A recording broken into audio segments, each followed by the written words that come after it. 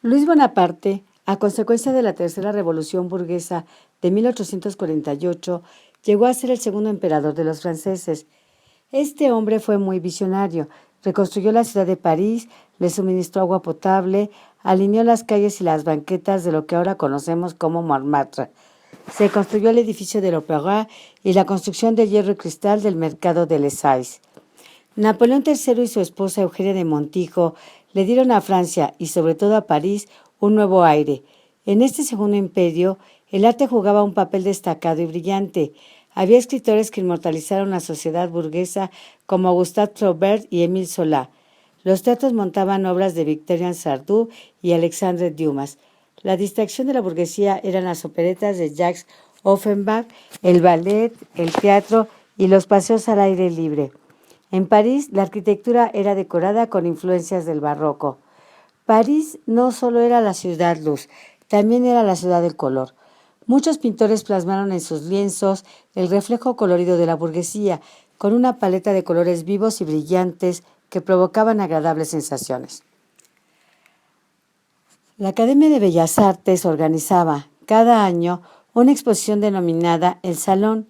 En ella participaban los más prestigiosos artistas de la época. Vender ahí un cuadro abría las puertas con los coleccionistas más exigentes. Se seleccionaban alrededor de 2.500 cuadros de un sinnúmero de participantes. En este salón quedó plasmada la belleza de París del siglo XIX, sus mujeres, la elegancia de los vestidos, la vida cotidiana, los colores y las terrazas. En esta atmósfera nace Pierre-Auguste Renoir el 25 de febrero de 1841. A los 13 años, Renoir ingresó de aprendiz en un taller pintando porcelana. Visitaba el Museo del Louvre para dibujar las esculturas de la antigüedad clásica y realizó copias de los grandes maestros del rococó, entre ellos a François Boucher y a Fragonard. De ahí su pasión por la figura humana en movimiento y las escenas al aire libre. Los pintores impresionistas inmortalizaron el reflejo del bienestar burgués en pinturas con un gran contraste de colores complementarios, cuadros respetuosos o seductores para salones, teatros y restaurantes. Recordemos que en ese momento se inventa el azul cobalto y el amarillo de cromo. Una tarde, paseando en París, Renoir llegó a la Fontaine-Juillon, caminó a su alrededor analizando con detalle los relieves. Los ecos de las ninfas de la fuente se aprecian en algunas de sus pinturas. A los 21 años ingresó a la École des Beaux-Arts, el centro de enseñanza superior de arte. Asistía a clases con Charles Clair. Su naturaleza y las copias del rococó le dieron una relación interior con los colores.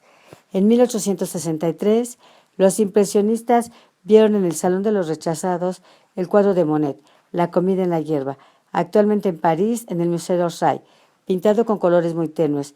Renoir y Monet fueron al bosque de Fontainebleau para realizar estudios sobre la naturaleza y reflejar la belleza de los rincones de los alrededores de París. Un año después, Renoir fue admitido en el salón con Esmeralda bailando con su cabra, un tema de la novela de Victor Hugo, El sacristán de Notre Dame. Él quería imitar a Gustave Courbet y a Eugène Delacroix. Los colores oscuros de la obra de Courbet contradicen las reglas académicas de composición, pero poseen la belleza de la naturaleza. Delacroix, en su primer momento como artista, pintó cuadros relacionados con la sociedad y rompió el esquema del clasicismo clásico, exacto en medidas y proporciones. Permitió que el color volviera, concedió al reflejo realista de las pasiones un lugar predominante. La vivacidad de su paleta de colores atraía a Renoir. El jurado rechaza Diane Chasseresse, inspirado en la Casa de la Diana de François Boucher. Cuando Renoir pintaba exteriores, el azul predominaba en los diferentes tonos de las sombras. Los objetos cambiaban de tonalidades según la hora del día, la luz y los reflejos de color que caían sobre ellos. El aire les desdibujaba sus contornos y no se percibía todo con la misma nitidez, sobre todo los follajes, las flores, el agua, las nubes y los vestidos que se mueven fácilmente con el viento.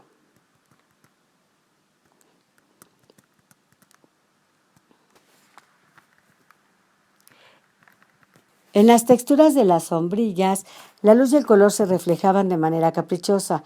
Las personas imitan al movimiento, como en la pintura del matrimonio Sisley. No eran retratos inmóviles.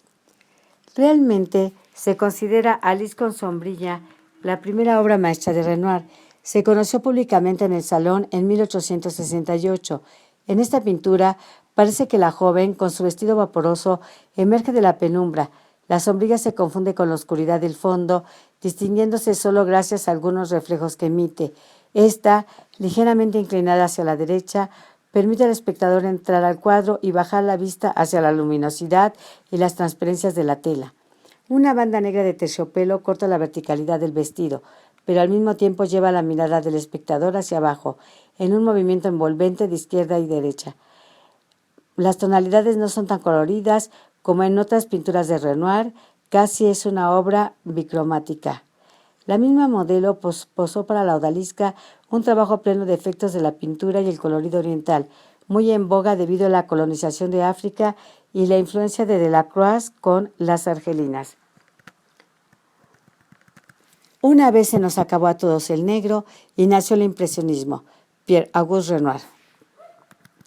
La impresión del instante debía ser plasmada de inmediato antes de que desapareciera. Allí, donde todo estaba en movimiento, la luz cambiaba continuamente. La idea era atrapar el momento fugaz, retener el verano con sus colores luminosos. De estos momentos nació, 5 años más tarde, el impresionismo, que debe su nombre a la pintura de Monet, Soleil Levant. En 1870, Renoir y sus amigos participaron en el Salón, pero en julio de ese mismo año estalló la guerra con Prusia y sus aliados. Napoleón III fue derrotado y Francia se convirtió en república. Los parisinos proclamaron la Comuna como gobierno revolucionario.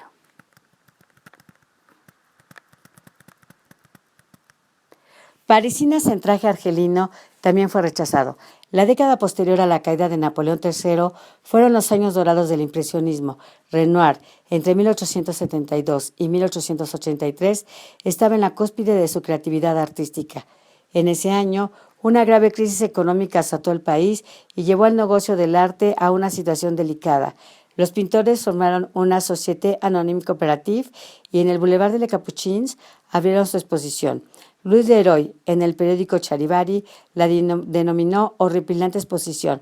Por la falta de dibujo, no había detalles y la aplicación de la pintura era descuidada. El ideal de los artistas era la impresión. La gente se refería a los cuadros como una declaración de guerra a la belleza. Finalmente, Lis con sombrilla se vendió en 1.200 francos.